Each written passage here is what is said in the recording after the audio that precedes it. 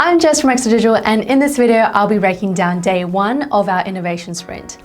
This video is really great for anyone that's about to do an innovation sprint and wants to know what's coming, or if you're actually a facilitator, this video is a really good quick refresh of all the exercises that happen on day one. So without further ado, let's get straight to it. So look, to be honest, a 4-day sprint does sound pretty overwhelming.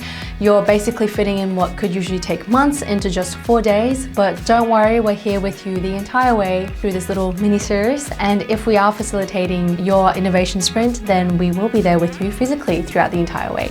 To prepare for the first day, we asked you to come with an open mind and an understanding of the challenges that you or your team within the company is facing. So not necessarily knowing every single problem that the company has, that's what the first exercise is actually for. So everyone in the innovation sprint team will get a chance to talk about their own sort of challenges that they're facing within the company, and everyone else will be grabbing a post-it note and a marker and listening and rephrasing those challenges into how might we statements. So how might we statements are a really great way to kind of jumpstart the process of brainstorming. And then after everyone is done, we'll be sticking the post-it notes up onto the wall, and we'll be doing a bit of a voting process with dot stickers. So everyone will get a few dot stickers, and basically you'll be voting individually and in silence on the ones that you think are the most important. Moving on to the next two exercises, which will also be using the note and vote process.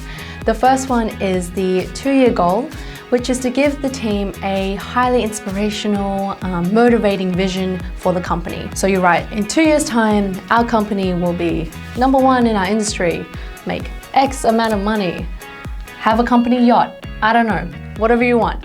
And then you'll be posting that on the wall and then repeating that process and then voting, putting aside. And then the second exercise is the sprint questions. Now the sprint questions in contrast is less optimistic. It's more about what's going to stop us from getting to our vision, to our goal, to our company yacht. And then we'll be doing the noting, we'll be doing the voting, and you'll be choosing the top 3 sprint questions. Now these sprint questions are actually quite important. There'll be validations, there'll be markers throughout the entire sprint that you'll keep referring to.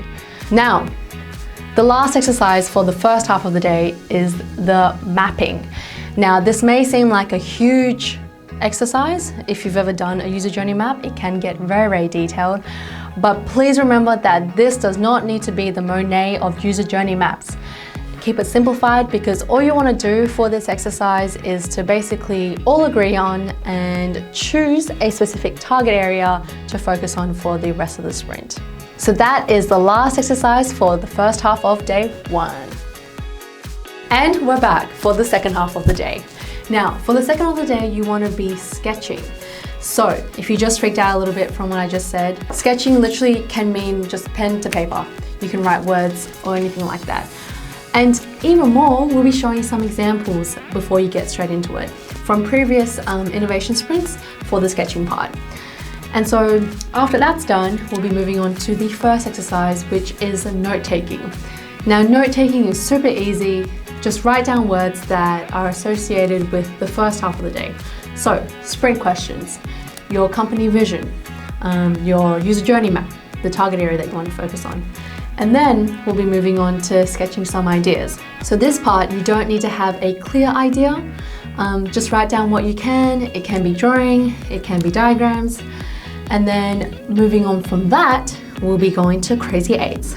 And yes, it is about to get a little bit crazy up in here. So for the crazy 8s, you want to focus on just one idea. You'll have an A4 sheet of paper, which you want to fold up into 8 squares. And basically you'll have 1 minute per square, and you have to draw a different drawing for each square. So by the end of the 8 minutes, you'll have 8 different drawings of the same idea.